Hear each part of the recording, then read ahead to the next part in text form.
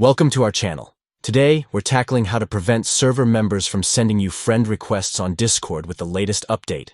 If you want to limit friend requests and keep your Discord experience more private, follow these simple steps. First, open the Discord app on your Android device. Once you're in, tap on your profile picture located in the bottom right corner of the screen. This will open your profile menu. Next, tap the gear icon in the top right corner to access your settings. In the Settings menu, look for the option labeled Friend Requests and tap on it.